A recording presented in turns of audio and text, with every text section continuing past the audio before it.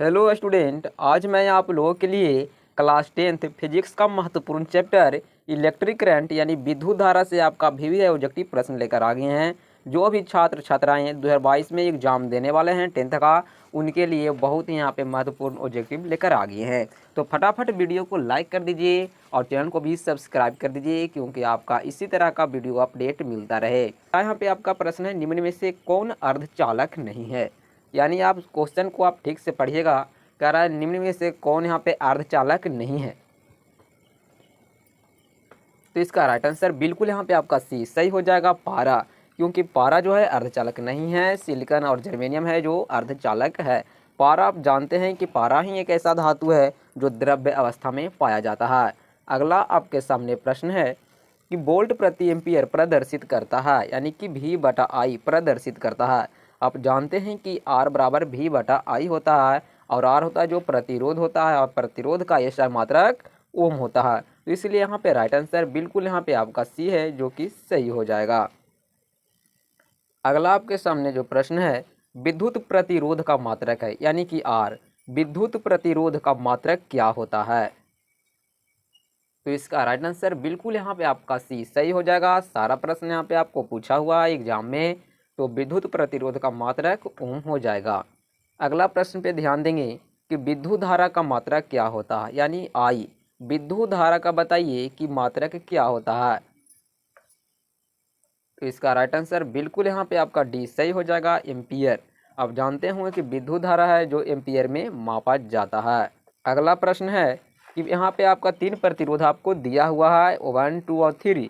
3 प्रतिरोध आपको दिया हुआ है, और आपको कह रहा है कि इसका समतुल्य प्रतिरोध, यानी कि श्रेणी क्रम में यह है। तो श्रेणी क्रम जानते होंगे कि R बराबर R1 + R2 + R3 dot dot N, यानी कि एन प्रतिरोध के लिए होता है। जिसमें हमको 3 प्रतिरोध दिया हुआ है, तो 3 प्रतिरोध को ऐड करेंगे, यानी 1 + 2 + 3। तो ऐड करिए कितना होगा।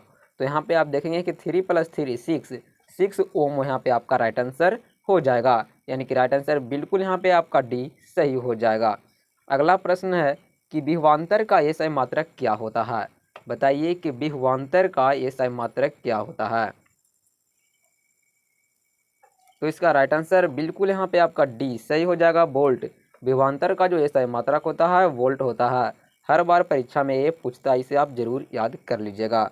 साथ ही यहाँ पे अगला बताइए कि विभव का मात्रक क्या होता है। तो इसका राइट आंसर बिल्कुल यहाँ पे बी सही हो जाएगा, वोल्ट होता है। विभवांतर और विभव का जो मात्रक होता है वो सेम ही होता है। प्रश्न है, प्रतिरोध का एसआई मात्रक क्या होता है, यानी आर का, है ना। आर का एसआई मात्रक क्या होता है, प्रतिरोध मतलब रुकावट। तो इसका मात्रक जो होता है आर, यानी कि प्रतिरोध का, वो होता है आपका ओम होता है। राइट आंसर आपको डी सही हो जाएगा, प्रतिरोध का एसआई मात्रक ओम होता है। अगला आपके सामने प्रश्न है, आवेश का एसआई मात्रक होता है। बताइए कि जो आवेश का एसआई मात्रक होता है वो क्या होता है। तो आवेश का जो एसआई मात्रक होता है वो कूलाम होता है, इसलिए राइट आंसर आपको डी सही हो जाएगा। आवेश आपको परीक्षा में विद्युत आवेश भी दे सकता है, तो आप जो कूलाम पे टिक कर दीजिएगा। अगला आपके सामने प्रश्न है कि निम्नलिखित में से कौन विद्युत का सूचचालक है। मोस्ट वीवीआई इम्पोर्टेंट ये प्रश्न है, आप इसे रट लीजिए अगर याद नहीं है तो। ये आपको 100% दावा करके कहते हैं कि आपका 2022 एग्जाम में आना ही है, तो इसको आना है। तो यहाँ पे बताइए कि निम्नलिखित में से कौन है जो विद्युत का सूचचालक है। तो इसका राइट आंसर बिल्कुल यहाँ पे डी सही हो जाएगा, ग्रेफाइट। ग्रेफाइट एक अधातु है, लेकिन फिर भी इसमें विद्युत का सूचचालक होता है, ये अपवाद में है। तो विद्युत का सूचचालक कौन हो जाएगा, ग्रेफाइट हो जाएगा। अगला आपके सामने जो प्रश्न है वो विद्युत बल्ब का तंतु किस धातु का बना होता है। यानी विद्युत बल्ब होता है जो घर में लाइट जलाते होंगे, जो होता है कांच वाला इस तरह का, जिसमें इस तरह का जो फिलामेंट होता है, वो बताइए कि किस धातु का बना होता है। तो इसका राइट आंसर बिल्कुल यहाँ पे आपका बी सही हो जाएगा, टंगस्टन का। टंगस्टन का बना होता है विद्युत बल्ब का तंतु, क्योंकि इसका गलनांक काफ़ी अधिक होता है। साथ ही यहाँ पे आपको मोस्ट वीवीआई इम्पोर्टेंट है कि बैटरी से किस प्रकार का धारा प्राप्त होती है। यानी कि बैटरी से कौन सी धारा प्राप्त होती है, एसी, डीसी या दोनों, या इनमें से कोई नहीं, आपको बताना है। तो इसका राइट आंसर बिल्कुल यहाँ पे आपका बी सही हो जाएगा, डीसी, यानी कि आपका डायरेक्ट करंट, बैटरी से आपका डीसी करंट प्रवाहित होता है। अगला आपके सामने प्रश्न है कि अमीटर को विद्युत परिपथ में कैसा जोड़ा जाता है।